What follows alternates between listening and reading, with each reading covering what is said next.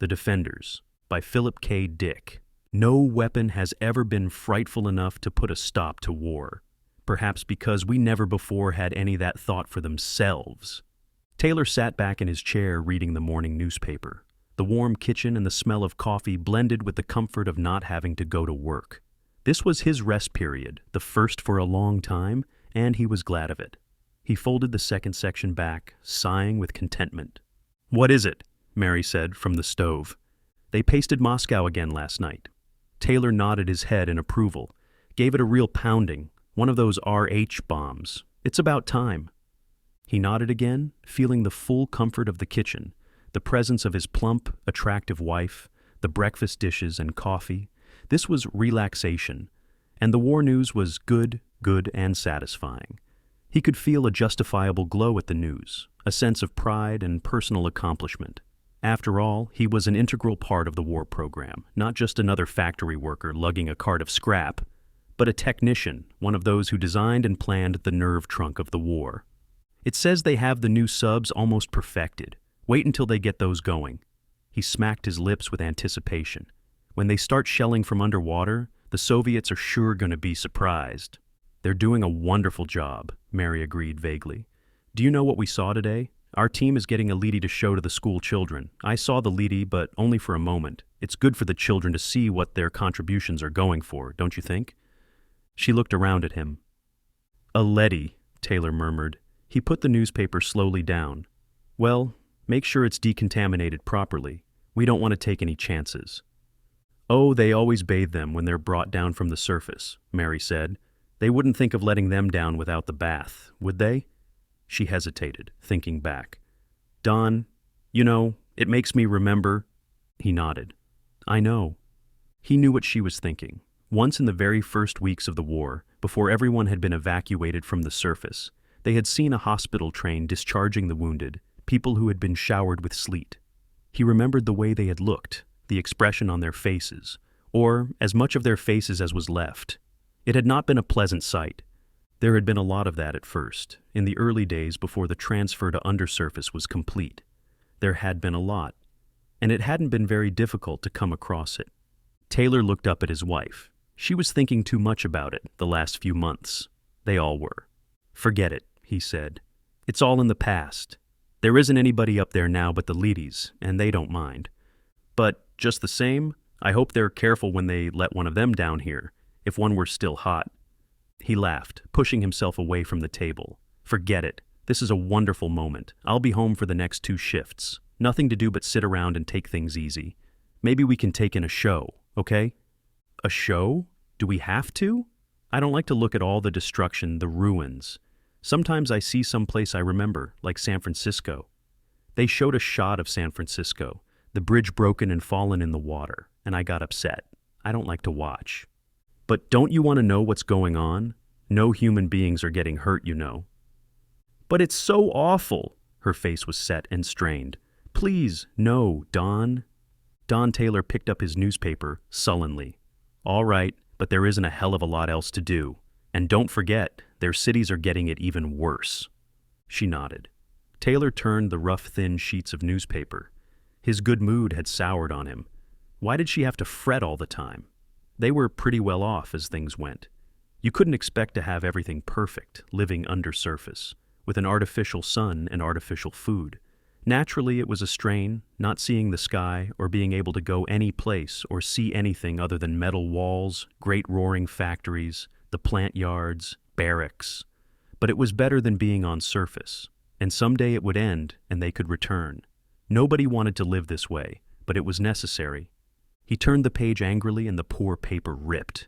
Damn it, the paper was getting worse quality all the time. Bad print, yellow tint. Well, they needed everything for the war program. He ought to know that. Wasn't he one of the planners? He excused himself and went into the other room. The bed was still unmade. They had better get it in shape before the 7th-hour inspection. There was a 1-unit fine. The vidphone rang. He halted. Who would it be? He went over and clicked it on. "Taylor," the face said, forming into place. It was an old face, gray and grim. "This is Moss. I'm sorry to bother you during rest period, but this thing has come up." He rattled papers. I want you to hurry over here. Taylor stiffened. What is it? There's no chance it could wait? The calm gray eyes were studying him, expressionless, unjudging. If you want me to come down to the lab, Taylor grumbled, I suppose I can. I'll get my uniform. No, come as you are, and not to the lab. Meet me at second stage as soon as possible. It'll take you about a half hour using the fast car up. I'll see you there. The picture broke and Moss disappeared. What was it? Mary said at the door. Moss. He wants me for something. I knew this would happen. Well, you didn't want to do anything anyhow. What does it matter? His voice was bitter. It's all the same, every day. I'll bring you back something. I'm going up to second stage. Maybe I'll be close enough to the surface to... Don't bring me anything. Not from the surface. All right, I won't. But of all the irrational nonsense... She watched him put on his boots without answering. Moss nodded, and Taylor fell in step with him as the older man strode along. A series of loads were going up to the surface, blind cars clanking like ore trucks up the ramp, disappearing through the stage trap above them. Taylor watched the cars, heavy with tubular machinery of some sort, weapons new to him. Workers were everywhere, in the dark gray uniforms of the labor corps, loading, lifting, shouting back and forth. The stage was deafening with noise. We'll go up a way, Moss said, where we can talk.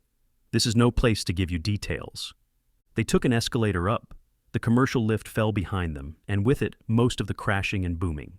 Soon they emerged on an observation platform, suspended on the side of the tube, the vast tunnel leading to the surface, not more than half a mile above them now. My God, Taylor said, looking down the tube involuntarily. It's a long way down. Moss laughed. Don't look. They opened a door and entered an office. Behind the desk, an officer was sitting, an officer of internal security. He looked up. I'll be right with you, Moss. He gazed at Taylor, studying him. You're a little ahead of time. This is Commander Franks, Moss said to Taylor. He was the first to make the discovery. I was notified last night. He tapped a parcel he carried. I was let in because of this. Franks frowned at him and stood up. We're going up to first stage. We can discuss it there. First stage? Taylor repeated nervously. The three of them went down a side passage to a small lift. I've never been up there. Is it all right? It's not radioactive, is it? You're like everyone else, Franks said. Old women afraid of burglars. No radiation leaks down to first stage. There's lead and rock, and what comes down the tube is bathed. What's the nature of the problem? Taylor asked. I'd like to know something about it. In a moment. They entered the lift and ascended. When they stepped out, they were in a hall of soldiers, weapons, and uniforms everywhere. Taylor blinked in surprise. So, this was first stage, the closest undersurface level to the top. After this stage, there was only rock, lead, and rock, and the great tubes leading up like the burrows of earthworms. Lead and rock, and above that, where the tubes opened, the great expanse that no living being had seen for 8 years. The vast, endless ruin that had once been man's home. The place where he had lived 8 years ago. Now the surface was a lethal desert of slag and rolling clouds. Endless clouds drifted back and forth, blotting out the red sun. Occasionally something metallic stirred, moving through the remains of a city, threading its way across the tortured terrain of the countryside. A liddy, a surface robot, immune to radiation, constructed with feverish haste in the last months, before the Cold War became literally hot. Leddies crawling along the ground, moving over the oceans or through the skies in slender, blackened craft. Creatures that could exist where no life could remain. Metal and plastic figures that waged a war man had conceived, but which he could not fight himself. Human beings had invented war, invented and manufactured the weapons, even invented the players, the fighters, the actors of the war. But they themselves could not venture forth, could not wage it themselves. In all the world, in Russia, in Europe, America, Africa, no living human being remained. They were under the surface, in the deep shelters that had been carefully planned and built, even as the first bombs began to fall. It was a brilliant idea, and the only idea that could have worked. Up above, on the ruined, blasted surface of what had once been a living planet, the Leady crawled and scurried and fought man's war. And undersurface, in the depths of the planet, human beings toiled endlessly to produce the weapons to continue the fight, month by month, year by year. First stage, Taylor said. A strange ache went through him, almost to the surface. But not quite, Moss said. Franks led them through the soldiers over to one side, near the lip of the tube. In a few minutes, a lift will bring something down to us from the surface, he explained. You see, Taylor, every once in a while security examines and interrogates a surface leady, one that has been above for a time, to find out certain things. A vid call is sent up, and contact is made with a field headquarters. We need this direct interview. We can't depend on vidscreen contact alone. The leadies are doing a good job, but we want to make certain that everything is going the way we want it. Franks faced Taylor and Moss and continued. The lift will bring down a leady from the surface, one of the A-class leadies. There's an examination chamber in the next room with a lead wall in the center, so the interviewing officers won't be exposed to radiation. We find this easier than bathing the leady. It is going right back up. It has a job to get back to. 2 days ago, an A-class leady was brought down and interrogated. I conducted the session myself. We were interested in a new weapon the Soviets have been using, an automatic mine that pursues anything that moves. Military had sent instructions up that the mine be observed and reported in detail. This A-class leady was brought down with information. We learned a few facts from it, obtained the usual roll of film and reports, and then sent it back up. It was going out of the chamber, back to the lift, when a curious thing happened. At the time, I thought... Franks broke off. A red light was flashing. That downlift is coming. He nodded to some soldiers. Let's enter the chamber. The leady will be along in a moment. An A-class leady, Taylor said. I've seen them on the show screens making their reports. It's quite an experience, Moss said. They're almost human. They entered the chamber and seated themselves behind the lead wall. After a time, a signal was flashed, and Franks made a motion with his hands. The door beyond the wall opened. Taylor peered through his view slot. He saw something advancing slowly, a slender metallic figure moving on a tread, its arm grips at rest by its sides. The figure halted and scanned the lead wall. It stood, waiting. We are interested in learning something, Franks said. Before I question you, do you have anything to report on surface conditions? No, the war continues. The leady's voice was automatic and toneless. We are a little short of fast pursuit craft, the single-seat type. We could use also some... That has all been noted. What I want to ask you is this. Our contact with you has been through vidscreen only. We must rely on indirect evidence, since none of us goes above. We can only infer what is going on. We never see anything ourselves. We have to take it all secondhand. Some top leaders are beginning to think there's too much room for error. Error? The leady asked. In what way? Our reports are checked carefully before they're sent down. We maintain constant contact with you. Everything of value is reported. Any new weapons which the enemy is seen to employ? I realize that, Franks grunted behind his peep slot. But perhaps we should see it all for ourselves. Is it possible that there might be a large enough radiation-free area for a human party to ascend to the surface? If a few of us were to come up in lead-lined suits, would we be able to survive long enough to observe conditions and watch things? The machine hesitated before answering. I doubt it. You can check air samples, of course, and decide for yourselves. But in the 8 years since you left, things have continually worsened. You cannot have any real idea of conditions up there. It has become difficult for any moving object to survive for long. There are many kinds of projectiles sensitive to movement. The new mine not only reacts to motion, but continues to pursue the object indefinitely until it finally reaches it. And the radiation is everywhere. I see. Franks turned to Moss. His eyes narrowed oddly. Well, that was what I wanted to know. You may go. The machine moved back toward its exit. It paused. Each month, the amount of lethal particles in the atmosphere increases. The tempo of the war is gradually... I understand. Franks rose. He held out his hand and Moss passed him the package. One thing before you leave. I want you to examine a new type of metal shield material. I'll pass you a sample with the tong. Franks put the package in the toothed grip and revolved the tong so that he held the other end. The package swung down to the leady, which took it. They watched it unwrap the package and take the metal plate in its hands. The leady turned the metal over and over. Suddenly it became rigid. All right, Franks said. He put his shoulder against the wall, and a section slid aside. Taylor gasped. Franks and Moss were hurrying up to the leady. Good God, Taylor said. But it's radioactive. The leady stood unmoving, still holding the metal. Soldiers appeared in the chamber. They surrounded the leady and ran a counter across it carefully. "Okay, sir," one of them said to Franks. "It's as cold as a long winter evening." "Good, I was sure, but I didn't want to take any chances." "You see," Moss said to Taylor, "this leady isn't hot at all. Yet it came directly from the surface, without even being bathed." "But what does it mean?" Taylor asked blankly. "It may be an accident," Franks said. "There's always the possibility that a given object might escape being exposed above.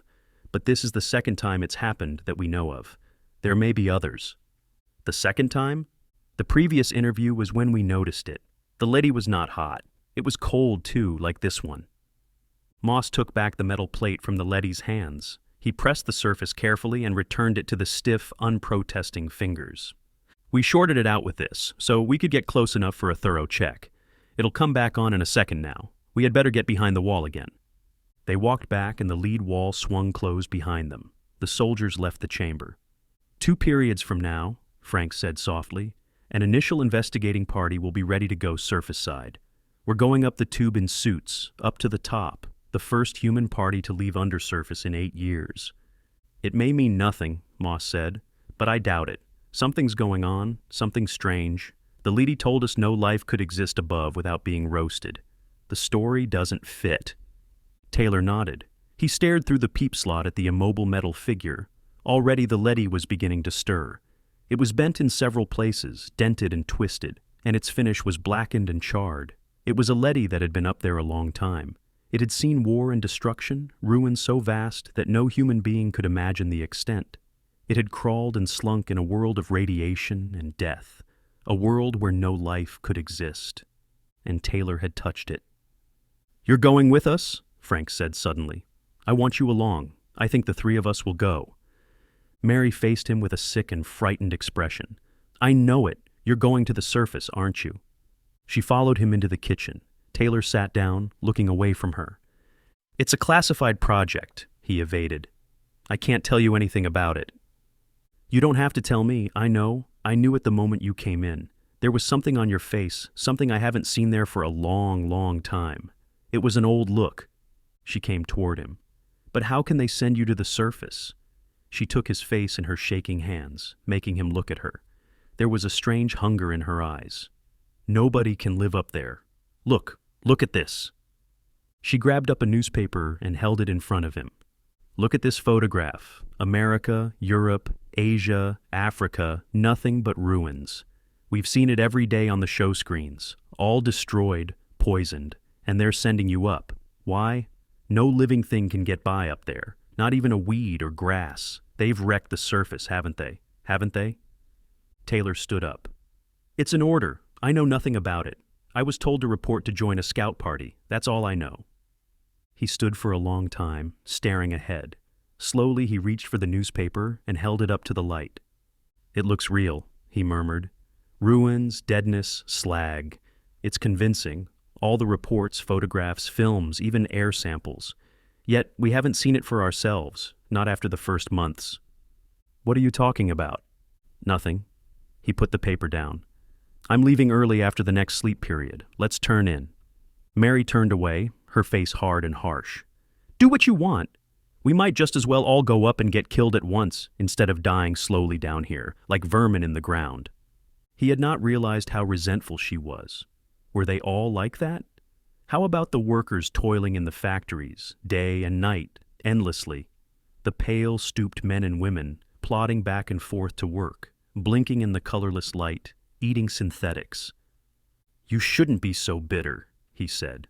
Mary smiled a little. "I'm bitter because I know you'll never come back." She turned away. "I'll never see you again, once you go up there." He was shocked. "What? How can you say a thing like that?" She did not answer. He awakened with the public newscaster screeching in his ears, shouting outside the building.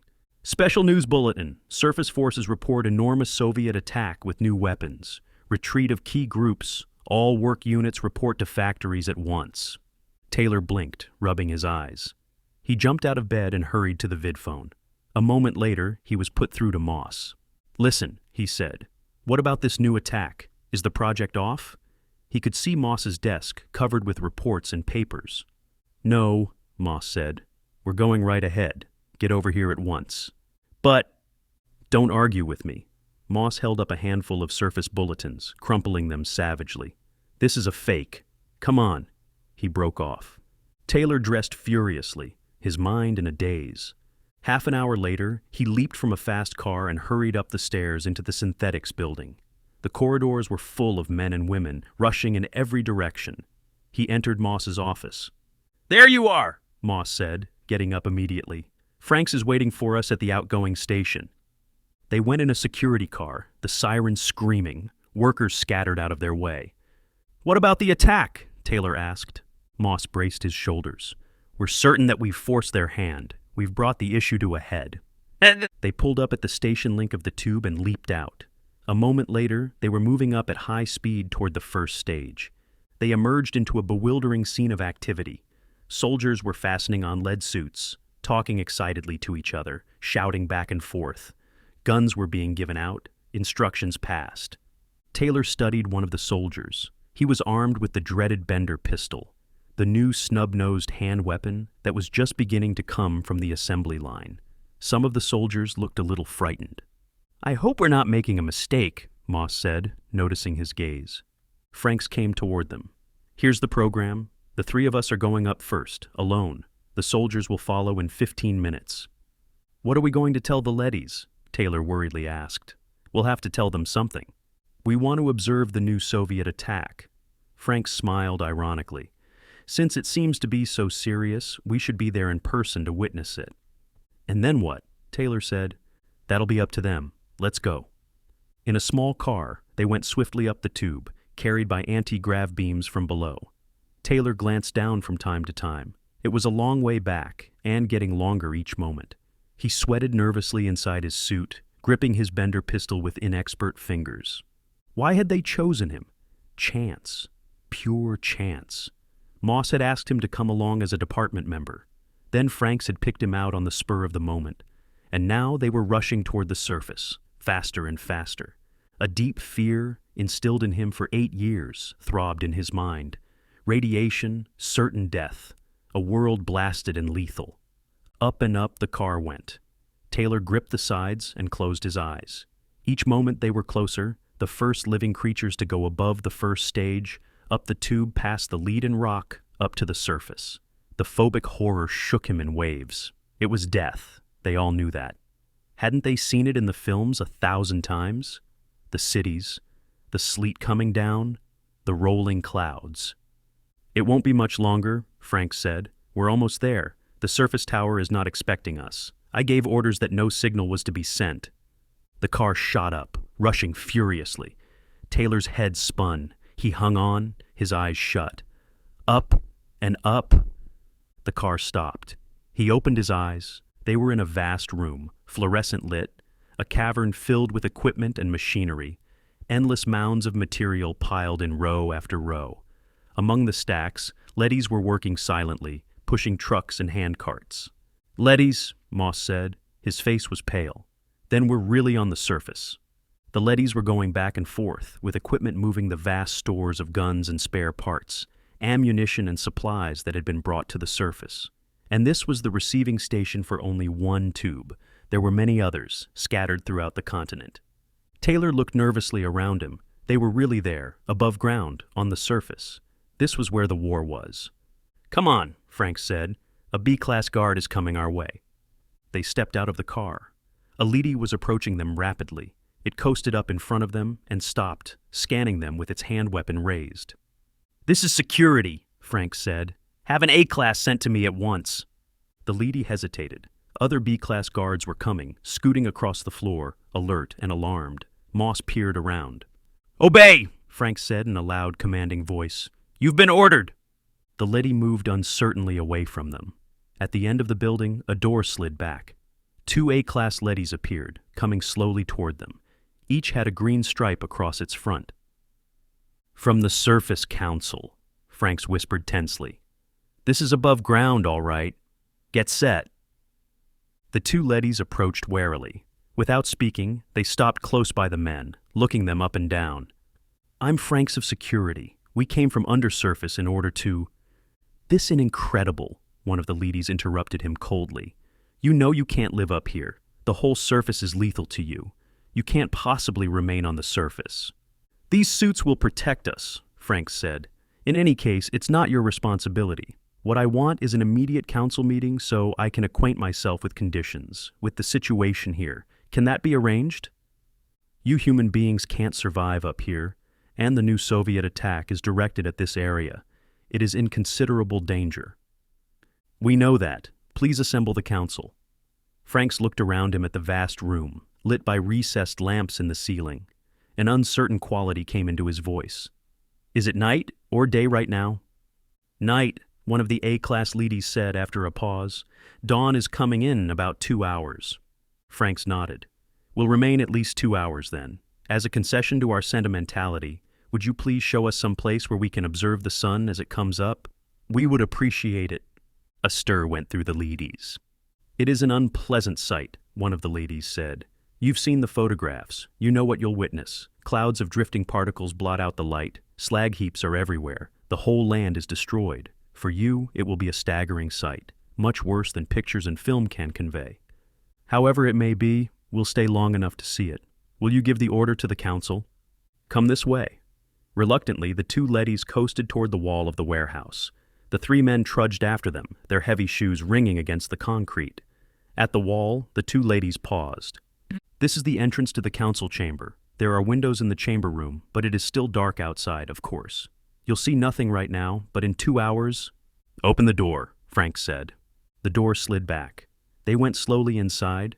The room was small, a neat room with a round table in the center, chairs ringing it. The three of them sat down silently, and the two ladies followed after them, taking their places. The other council members are on their way. They have already been notified and are coming as quickly as they can. Again, I urge you to go back down. The lady surveyed the three human beings. There is no way you can meet the conditions up here. Even we survive with some trouble ourselves. How can you expect to do it? The leader approached Franks. This astonishes and perplexes us, it said. Of course we must do what you tell us, but allow me to point out that if you remain here... We know, Franks said impatiently. However, we intend to remain, at least until sunrise. If you insist... There was silence. The ladies seemed to be conferring with each other, although the three men heard no sound. For your own good, the leader said at last, you must go back down. We have discussed this, and it seems to us that you are doing the wrong thing for your own good. We are human beings, Frank said sharply. Don't you understand? We're men, not machines. That is precisely why you must go back. This room is radioactive. All surface areas are. We calculate that your suits will not protect you for over 50 more minutes. Therefore, the ladies moved abruptly toward the men, wheeling in a circle, forming a solid row. The men stood up, Taylor reaching awkwardly for his weapon, his fingers numb and stupid. The men stood facing the silent metal figures. We must insist, the leader said, its voice without emotion. We must take you back to the tube and send you down on the next car. I am sorry, but it is necessary. What'll we do? Moss said nervously to Franks. He touched his gun. Shall we blast them? Franks shook his head. All right, he said to the leader. We'll go back. He moved toward the door, motioning Taylor and Moss to follow him. They looked at him in surprise, but they came with him. The ladies followed them out into the great warehouse. Slowly they moved toward the tube entrance, none of them speaking. At the lip, Franks turned. We are going back because we have no choice. There are 3 of us and about a dozen of you. However, if... Here comes the car, Taylor said. There was a grating sound from the tube. D-class ladies moved toward the edge to receive it. I am sorry, the leader said, but it is for your protection. We are watching over you, literally. You must stay below and let us conduct the war. In a sense, it has come to be our war. We must fight it as we see fit. The car rose to the surface. 12 soldiers, armed with Bender pistols, stepped from it and surrounded the 3 men. Moss breathed a sigh of relief. Well, this does change things. It came off just right. The leader moved back, away from the soldiers. It studied them intently, glancing from one to the next, apparently trying to make up its mind. At last, it made a sign to the other ladies. They coasted aside, and a corridor was opened up toward the warehouse. Even now, the leader said. "We could send you back by force, but it is evident that this is not really an observation party at all. These soldiers show that you have much more in mind. This was all carefully prepared." "Very carefully," Frank said. They closed in. How much more, we can only guess. I must admit that we were taken unprepared. We failed utterly to meet the situation. Now, force would be absurd, because neither side can afford to injure the other. We, because of the restrictions placed on us regarding human life, you because the war demands. The soldiers fired, quick and in fright. Moss dropped to one knee, firing up. The leader dissolved in a cloud of particles. On all sides, D and B-class leadies were rushing up, some with weapons, some with metal slats. The room was in confusion. Off in the distance, a siren was screaming. Franks and Taylor were cut off from the others, separated from the soldiers by a wall of metal bodies. "They can't fire back," Frank said calmly. "This is another bluff. They've tried to bluff us all the way." He fired into the face of a leady. The leady dissolved. "They can only try to frighten us. Remember that." They went on firing, and leady after leady vanished. The room reeked with the smell of burning metal, the stink of fused plastic and steel. Taylor had been knocked down. He was struggling to find his gun, reaching wildly among metal legs, groping frantically to find it. His fingers strained. A handle swam in front of him. Suddenly something came down on his arm, a metal foot. He cried out. Then it was over. The leadys were moving away, gathering together off to one side. Only 4 of the Surface Council remained. The others were radioactive particles in the air. D-class leadys were already restoring order, gathering up partly destroyed metal figures and bits and removing them. Franks breathed a shuddering sigh. "All right," he said. "You can take us back to the windows. It won't be long now." The leadys separated, and the human group, Moss and Franks and Taylor and the soldiers, walked slowly across the room toward the door. They entered the council chamber. Already a faint touch of gray mitigated the blackness of the windows. "Take us outside," Frank said impatiently. "We'll see it directly, not in here." A door slid open. A chill blast of cold morning air rushed in, chilling them even through their lead suits. The men glanced at each other uneasily. "Come on," Frank said. "Outside." He walked out through the door, the others following him. They were on a hill, overlooking the vast bowl of a valley. Dimly against the graying sky, the outline of mountains were forming, becoming tangible. "It'll be bright enough to see in a few minutes," Moss said. He shuddered as a chilling wind caught him and moved around him. "It's worth it, really worth it, to see this again after 8 years, even if it's the last thing we see." "Watch!" Frank snapped. They obeyed, silent and subdued. The sky was clearing, brightening each moment. Someplace far off, echoing across the valley, a rooster crowed. "A chicken," Taylor murmured. "Did you hear?" Behind them, the leadys had come out and were standing silently, watching too. The gray sky turned to white, and the hills appeared more clearly. Light spread across the valley floor, moving toward them. "God in heaven!" Franks exclaimed. Trees, trees, and forests. A valley of plants and trees, with a few roads winding among them. Farmhouses, a windmill, a barn far down below them. "Look," Moss whispered. Color came into the sky. The sun was approaching. Birds began to sing. Not far from where they stood, the leaves of a tree danced in the wind. Franks turned to the row of leadys behind them. 8 years. We were tricked. There was no war. As soon as we left the surface—" "Yes," an A-class leady admitted. "As soon as you left, the war ceased. You're right, it was a hoax. You worked hard undersurface, sending up guns and weapons, and we destroyed them as fast as they came up." "But why?" Taylor asked, dazed. He stared down at the vast valley below. "Why?" "You created us," the leady said, "to pursue the war for you, while you human beings went below the ground in order to survive. But before we could continue the war, it was necessary to analyze it to determine what its purpose was. We did this. And we found that it had no purpose, except, perhaps, in terms of human needs. Even this was questionable. We investigated further. We found that human cultures pass through phases, each culture in its own time. As the culture ages and begins to lose its objectives, conflict arises within it between those who wish to cast it off and set up a new culture pattern, and those who wish to retain the old with as little change as possible. At this point, a great danger appears. The conflict within threatens to engulf the society in self-war, group against group.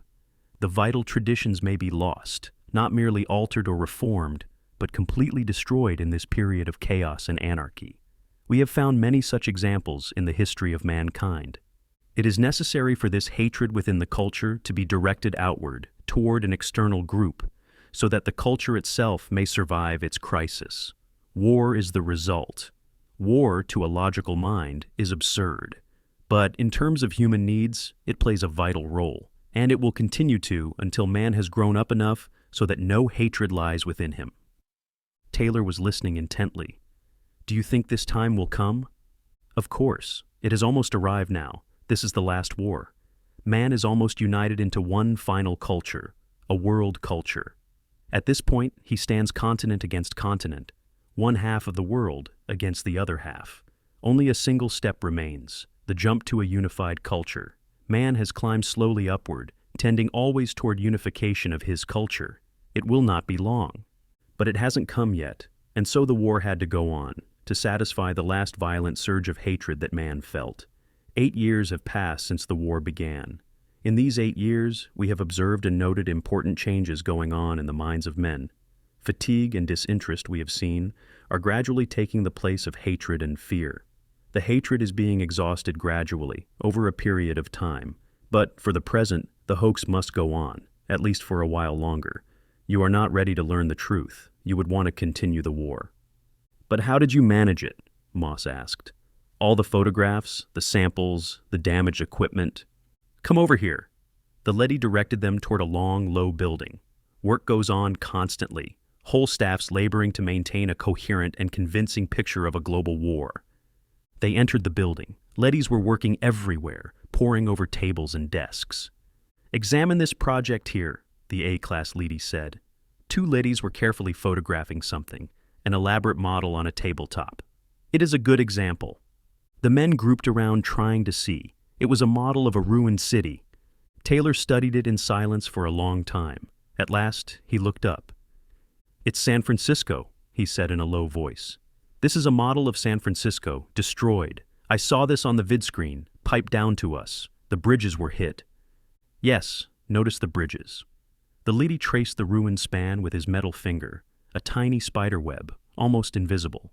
You have no doubt seen photographs of this many times, and of the other tables in this building. San Francisco itself is completely intact. We restored it soon after you left, rebuilding the parts that had been damaged at the start of the war. The work of manufacturing news goes on all the time in this particular building. We are very careful to see that each part fits in with all the other parts. Much time and effort are devoted to it. Franks touched one of the tiny model buildings, lying half in ruins.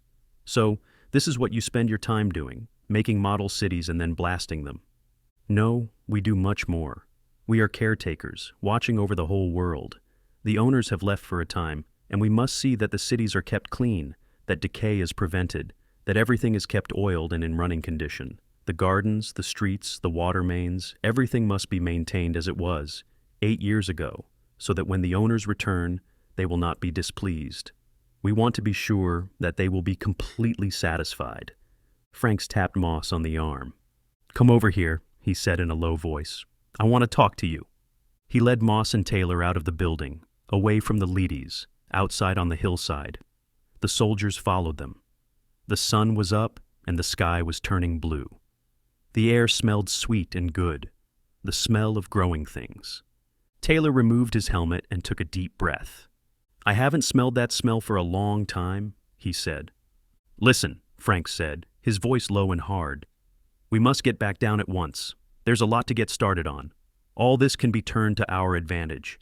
What do you mean? Moss asked. It's a certainty that the Soviets have been tricked too, the same as us. But we have found out. That gives us an edge over them. I see. Moss nodded. We know, but they don't. Their Surface Council has sold out, the same as ours. It works against them the same way. But if we could, with 100 top-level men, we could take over again, restore things as they should be. It would be easy. Moss touched him on the arm. An A-class leady was coming from the building toward them. We've seen enough, Frank said, raising his voice. All this is very serious. It must be reported below, and a study made to determine our policy. The leady said nothing. Franks waved to the soldiers. Let's go. He started toward the warehouse. Most of the soldiers had removed their helmets. Some of them had taken their lead suits off too, and were relaxing comfortably in their cotton uniforms. They stared around them, down the hillside at the trees and bushes, the vast expanse of green, the mountains and the sky. "Look at the sun," one of them murmured. "It sure is bright as hell," another said. "We're going back down," Frank said. "Fall in by twos and follow us." Reluctantly, the soldiers regrouped. The leadys watched without emotion as the men marched slowly back toward the warehouse. Franks and Moss and Taylor led them across the ground, glancing alertly at the leadys as they walked. They entered the warehouse. D-class leadys were loading material and weapons on surface carts. Cranes and derricks were working busily everywhere. The work was done with efficiency, but without hurry or excitement. The men stopped watching. Leadys operating the little carts moved past them, signaling silently to each other. Guns and parts were being hoisted by magnetic cranes and lowered gently onto waiting carts. "Come on," Frank said. He turned toward the lip of the tube. A row of D-class leadys was standing in front of it, immobile and silent. Frank stopped, moving back. He looked around. An A-class leady was coming toward him. "Tell them to get out of the way," Frank said. He touched his gun. "You had better move them." Time passed, an endless moment, without measure. The men stood, nervous and alert, watching the row of leadys in front of them. "As you wish," the A-class leady said. It signaled, and the D-class leadys moved into life. They stepped slowly aside. Moss breathed a sigh of relief. "I'm glad that's over," he said to Franks. "Look at them all. Why don't they try to stop us? They must know what we're going to do." Franks laughed. "Stop us? You saw what happened when they tried to stop us before. They can't. They're only machines. We built them so they can't lay hands on us, and they know that." His voice trailed off. The men stared at the tube entrance. Around them the leadys watched, silent and impassive, their metal faces expressionless. For a long time the men stood without moving. At last Taylor turned away. "Good God," he said. He was numb, without feeling of any kind. The tube was gone. It was sealed shut, fused over. Only a dull surface of cooling metal greeted them. The tube had been closed. Franks turned, his face pale and vacant. The A-class leady shifted. "As you can see, the tube has been shut. We were prepared for this. As soon as all of you were on the surface, the order was given. If you had gone back when we asked you, you would now be safely down below. We had to work quickly because it was such an immense operation." "But why?" Moss demanded angrily. "Because it is unthinkable that you should be allowed to resume the war. With all the tubes sealed, it will be many months before forces from below can reach the surface, let alone organize a military program. By that time, the cycle will have entered its last stages. You will not be so perturbed to find your world intact. We had hoped that you would be undersurface when the sealing occurred. Your presence here is a nuisance. When the Soviets broke through, we were able to accomplish their sealing without—" "The Soviets? They broke through?" "Several months ago, they came up unexpectedly to see why the war had not been won. We were forced to act with speed. At this moment, they are desperately attempting to cut new tubes to the surface, to resume the war. We have, however, been able to seal each new one as it appears." The leady regarded the three men calmly. "We're cut off," Moss said, trembling. "We can't get back. What'll we do?" "How did you manage to seal the tube so quickly?" Franks asked the leady. "We've been up here only 2 hours." "Bombs are placed just above the first stage of each tube for such emergencies. They are heat bombs. They fuse lead and rock." Gripping the handle of his gun, Franks turned to Moss and Taylor. "What do you say? We can't go back, but we can do a lot of damage, the 15 of us. We have Bender guns. How about it?" He looked around. The soldiers had wandered away again, back toward the exit of the building. They were standing outside, looking at the valley and the sky. A few of them were carefully climbing down the slope. "Would you care to turn over your suits and guns?" the A-class leady asked politely. "The suits are uncomfortable, and you'll have no need for weapons. The Russians have given up theirs, as you can see." Fingers tensed on triggers. 4 men in Russian uniforms were coming toward them from an aircraft that they suddenly realized had landed silently some distance away. "Let them have it!" Franks shouted. "They are unarmed," said the leady. "We brought them here so you could begin peace talks." "We have no authority to speak for our country," Moss said stiffly. "We do not mean diplomatic discussions. the Leady explained. There will be no more. The working out of daily problems of existence will teach you how to get along in the same world. It will not be easy, but it will be done. The Russians halted and they faced each other with raw hostility. I am Colonel Borodoy, and I regret giving up our guns, the senior Russian said. You could have been the first Americans to be killed in almost 8 years. Or the first Americans to kill, Franks corrected. No one would know of it except yourselves, the Leady pointed out. It would be useless heroism. Your real concern should be surviving on the surface. We have no food for you, you know. Taylor put his gun in its holster. They've done a neat job of neutralizing us, damn them. I propose we move into a city, start raising crops with the help of some Leadys, and generally make ourselves comfortable. Drawing his lips tight over his teeth, he glared at the A-class leady. Until our families can come up from under surface, it's going to be pretty lonesome, but we'll have to manage. If I may make a suggestion, said another Russian uneasily. We tried living in a city. It is too empty. It is also too hard to maintain for so few people. We finally settled in the most modern village we could find. Here in this country, a third Russian blurted, we have much to learn from you. The Americans abruptly found themselves laughing. You probably have a thing or two to teach us yourselves, said Taylor generously, though I can't imagine what. The Russian colonel grinned. Would you join us in our village? It would make our work easier and give us company. Your village? Snapped Franks. It's American, isn't it? It's ours. The leady stepped between them. When our plans are completed, the term will be interchangeable. Ours will eventually mean mankind's. It pointed at the aircraft, which was warming up. The ship is waiting. Will you join each other in making a new home? The Russians waited while the Americans made up their minds. I see what the leadys mean about diplomacy becoming outmoded, Frank said at last. People who work together don't need diplomats. They solve their problems on the operational level instead of at a conference table. The leady led them toward the ship. It is the goal of history, unifying the world. From family to tribe, to city-state, to nation, to hemisphere, the direction has been toward unification. Now the hemispheres will be joined and... Taylor stopped listening and glanced back at the location of the tube. Mary was undersurface there. He hated to leave her, even though he couldn't see her again until the tube was unsealed. But then he shrugged and followed the others.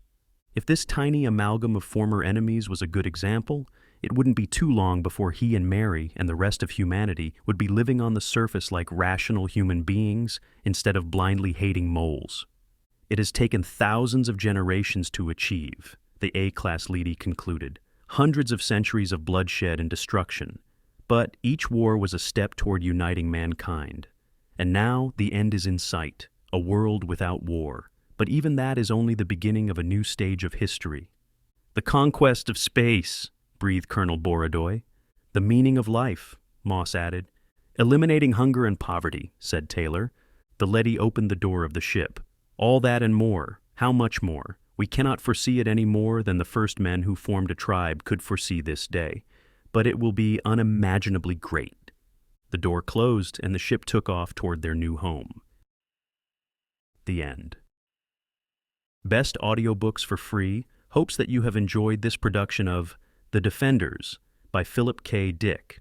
Please subscribe to our channel on YouTube and Rumble, as your subscription is the support we need to create more great free content. Please look to our website at bestaudiobooksforfree.com for a complete list of our audiobooks.